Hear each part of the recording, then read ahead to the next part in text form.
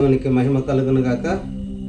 ప్రియమైన దేవుని బిడ్డారా, ఈ దినం మిమ్మల్ని అందరినీ కలుసుకున్నట ప్రభు నామంలో చాలా సంతోషము. సో ఈ దినము దేవుని యొక్క వాక్యంలో నుండి మనం చదువుకుందాం. లూకా సువార్త 13వ అధ్యాయము 6వ వచనం నుండి మనం చదువుకుందాం. మరియు ఆయన వారితో ఈ ఉపమానము చెప్పెను. ఒక మనుషుని ద్రాక్ష తోటలో అంజూరపు చెట్టు ఒకటి నాటబడి ఉండెను. అతడు దాని పండ్లు వెతక వచ్చినప్పుడు ఏమీ దొరకలేదు. కనుక అతడు, ఇదిగో 3 ఏండ్ల నుండి నేను ఈ అంజూరపు చెట్టున పండ్లు వెతక వచ్చుచున్నాను గాని ఏమీ దొరకలేదు. దీనిని నరికివేయుము, దీని వలన ఈ భూమియు ఎలా వ్యర్థమైపోవాలనని ద్రాక్ష తోటమాలితో చెప్పెను. అయితే వాడు, అయ్యా, నేను దాని చుట్టూ తవ్వి ఎరువు వేయి మట్టుకు ఈ సంవత్సరం కూడా ఉండనిమ్ము. అది ఫలించిన సరి, లేని ఎడల నరికివేయమని అతనితో చెప్పాను.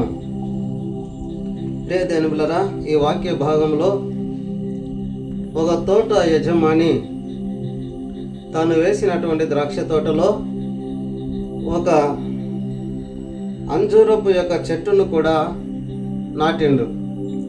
తాను 3 సంవత్సరముల నుండి ఈ అంజూరపు యొక్క చెట్టు పండ్లను వెతక వస్తూ ఉన్నాడట. కానీ ఆ చెట్టు ఫలాన్ని ఇవ్వలేదు, ఫలించడం లేదు, దానికి ఖాత లేదు. అందువలన ఈ యజమాని 3వ సంవత్సరము ఆ చెట్టు గూర్చినటువంటి తన విషయాన్ని లేదా తన బాధను ఆ తోట మాలితో, తోట కాపరితో చెబుతున్నాడు. ఈ చెట్టును 3 సంవత్సరాల నుండి చూస్తున్నా ఇది ఖాత లేకుండా ఉంది. దీని వలన ఈ భూమి వేస్ట్ అయిపోతుంది, కాబట్టి దీన్ని నరికి వేయి అని చెబుతున్నాడు. అప్పుడు ఆ తోట మాలి, ఆ కాపరి, ఈ 1 సంవత్సరము దీన్ని ఉండనివ్వండి, నేను దీన్ని చుట్టూ తవ్వి దీనికి ఎరువు వేసి దీన్ని ఈ సంవత్సరము నేను పండేటట్లుగా, ఖాత కాసేటట్లుగా నేను చూస్తాను.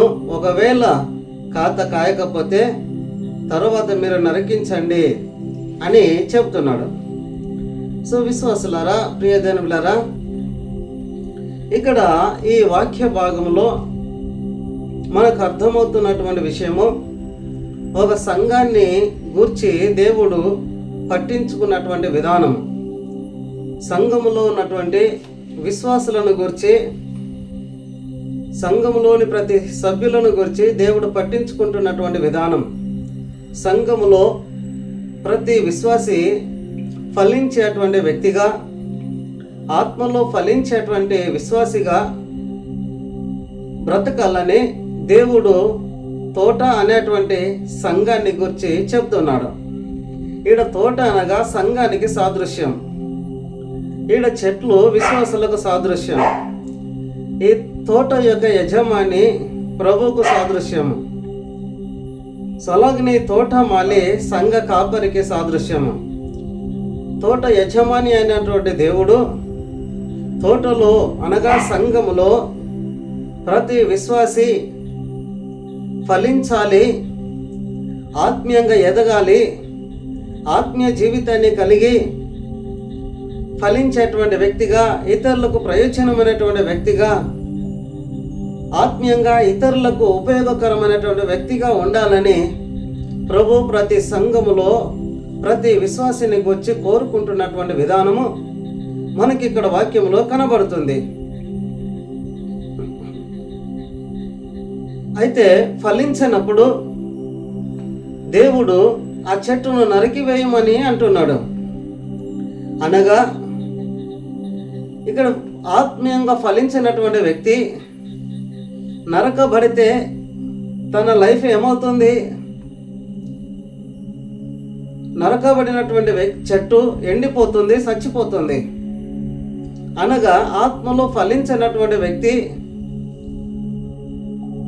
ఎండిపోయినటువంటి, చచ్చిపోయినటువంటి స్థాయికి వెళ్ళిపోతున్నారు. దీనిని రెండవ మరణముగా నరకమును అని మనం చెప్పుకోవచ్చు.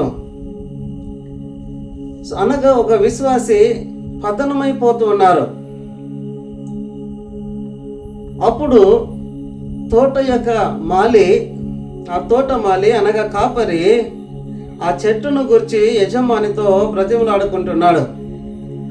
అనగా సేవకుడు విశ్వాసులను గురించి దేవుని సన్నిధిలో ప్రార్థించే విధానం ఏంటిది అంటే, ప్రతి విశ్వాసి ఆత్మీయంగా ఫలించాలి, ఎదగాలని దేవుని దగ్గర సంఘ కాపరి ప్రతిరోజు విశ్వాసుల గురించి ప్రార్థిస్తూ ఉంటాడు. ఇక్కడ ఈ తోటమాలి చెప్తున్నాడు, ఆ చెట్టు చుట్టూ తవ్వి దానికి ఎరువు వేస్తానని. అనగా తవ్వడం అనంటే విశ్వాసుల్లో ఉన్నటువంటి ప్రతి బలహీనతలను సరిచేయడము, వారికి వాక్యాన్ని, ఆత్మీయమైనటువంటి విషయాలను వారికి అందించి వారిని పాప క్షమాపణలోనికి, పశ్చాత్తాపంలోనికి నడిపించేటువంటి విధానాన్ని ఇక్కడ సేవకుడుగా, సంఘ కాపరిగా దేవుని దగ్గర బ్రతిమలాడుకుంటూ ఉంటాడు. ఇది సంఘాన్ని గురించినటువంటి విషయం. అంటే దేవుడు సంఘాన్ని ఫలించే సంఘంగా ఉండాలని, సో దేవుడి యొక్క ఆ కోరిక ప్రకారం సేవకుడు కూడా విశ్వాసులు ఫలించడానికి వారికి ఎరువు వేస్తూ వారి చుట్టూ పరిస్థితులను చక్కపరుస్తూ వారిని ఆత్మీయమైనటువంటి విధానంలోకి నడిపించడానికి ప్రయాసపడుతున్నాడు. సో ఇది పరలోకపు యొక్క రక్షణను గురించినటువంటి, సంఘాన్ని గురించినటువంటి విషయము. కనుక మనము ప్రభువును నమ్ముకున్న తర్వాత దేవుని మందిరములో మనం ఫలించేటువంటి వ్యక్తులుగా, ఆత్మీయమైనటువంటి ఫలము కలిగినటువంటి వ్యక్తులుగా మనం ఉండాలి. ఆత్మీయతకు ప్రాధాన్యతనిచ్చే వ్యక్తులుగా మనం ఉండాలి. మనం ఇతరులకు ఆత్మీయంగా ఉపయోగపడేటువంటి వ్యక్తులుగా మనం ఉండాలి. ఇది ప్రభు కోరుకుంటున్నటువంటి కోరిక. మనము ఇతరులను ప్రభువులోనికి నడిపించే వారిగా, ఇతరులను ప్రభువులో ఆత్మీయంగా ఎదగడానికి మనం ప్రోత్సహించే వారిగా మనం ఉండాలని, మనం ఇతరులకు ప్రయోజనకరంగా మనము మారాలని ప్రభు కోరుకుంటున్నాడు. కనుక మనం ఆలోచన చేద్దాం, మన ఆత్మీయ జీవితము ఇతరులకు ప్రయోజనంగా ఉందా? ఒక చెట్టు కాత కాస్తే అది ఫలించినప్పుడు దాని కాతను లేదా దాని ఫలాన్ని ఇతరులు తిని ఆనందిస్తారు. అనగా చెట్టు ఇతరులకు ప్రయోజనంగా, ఆశీర్వాదంగా ఉంటుంది. అలాగే ఒక సంఘంలో ఒక విశ్వాసి కూడా ఇతరులకు ఆశీర్వాదంగా ఉండాలి, ఇతరుల రక్షణకు ప్రయోజకులుగా ఉండాలి, ఇతరులు ఆత్మీయతలు ఎదగడానికి ఉపయోగకరంగా ఉండాలి, ఇతరులను రక్షణలోనికి నడిపించడానికి, ఇతరులకు ఉపయోగపడేటువంటి, ఇతరుల రక్షణకు ఆధారమైనటువంటి వ్యక్తిగా సంఘములో ఒక విశ్వాసి ఉండాలని ప్రభు కోరుకుంటున్నటువంటి ఆ కోరికను మనము ఈ తోట అనేటువంటి సాదృశ్యంలో మనం చూడగలుగుతున్నాం. కనుక మనం ఆలోచన చేద్దాం, మనం ప్రభు కొరకు ఫలించే వారిగా ఉన్నామా? మనం ఇతరులకు ప్రయోజనకరంగా మనం ఉన్నామా? మన ఆత్మీయ స్థాయి, మన ఆత్మీయ స్థితి ఎలా ఉందో మనం ఒకసారి ఆలోచన చేద్దాం. దేవుడి వాక్య భాగాన్ని మనలో దీవించి ఫలింపచేయునుగాక.